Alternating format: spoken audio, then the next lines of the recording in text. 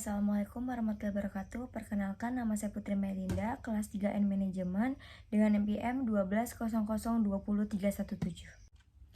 Di sini saya akan membahas sedikit materi tentang human capital.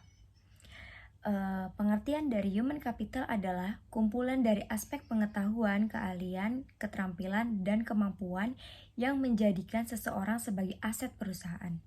Human capital juga adalah nilai tambah bagi perusahaan dalam menjalankan pekerjaan sehari-hari melalui motivasi, kemampuan, dan kerjasama antar tim. Kontribusi pekerja dapat berubah mengembangkan keterampilan karyawan untuk meningkatkan produktivitas perusahaan, mentransfer pengetahuan karyawan ke perusahaan, dan mengubah budaya perusahaan. Lalu ada tugas human capital. Yang pertama itu adalah rekrutmen karyawan baru. Prosesnya dimulai dengan menciptakan lowongan pekerjaan, menyeleksi calon karyawan, melakukan wawancara, dan mendatangani kontrak kerja.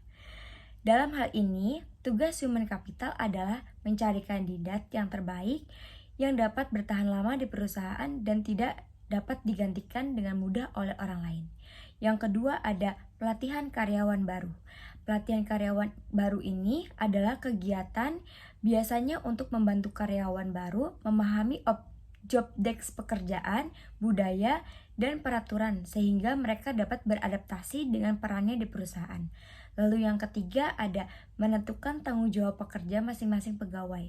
Karyawan di semua posisi memiliki tanggung jawab yang berbeda.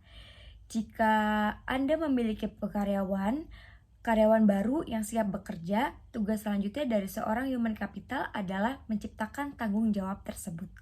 Lalu yang keempat ada manajemen beban kerja pegawai. Misalnya dengan memberlakukan sistem overtime atau lembur, keduanya baik-baik saja. Tetapi sebagai perusahaan perlu memastikan bahwa beban kerja tidak melebihi kapasitas yang dibutuhkan. Lalu yang kelima, yang terakhir ada penilaian dan feedback kinerja pegawai. Penilaian kinerja karyawan membantu organisasi mengidentifikasikan kebutuhan pelatihan dan pengembangan mereka. Hasil penilaian juga dapat dilakukan sebagai dasar untuk memberikan umpan balik kepada karyawan dan tujuan yang lebih baik bagi semua pihak. Lalu di slide berikutnya ada jenis-jenis human capital. Yang pertama itu ada strategi human capital, yaitu ruang lingkup strategi human capital adalah mencakup keahlian dan keterampilan strategis yang diperoleh melalui pengalaman menghadapi situasi atau kondisi tertentu. Lalu yang kedua ada relationship human capital.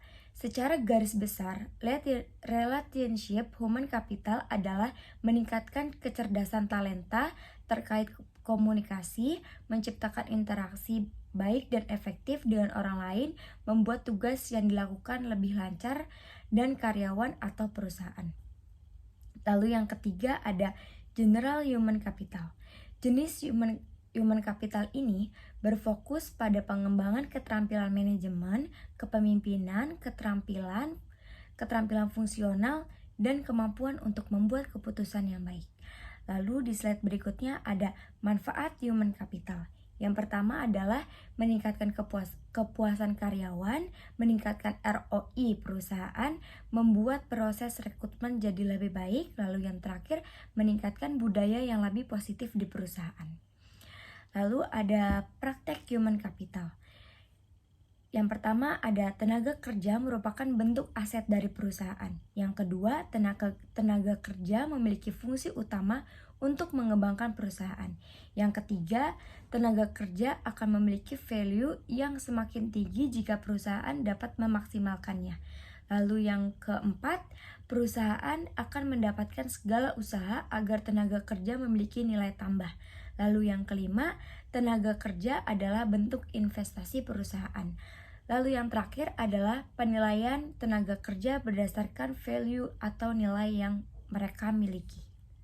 Mungkin segitu saja materi yang saya paparkan. Walaupun sedikit, semoga bermanfaat. Bye-bye.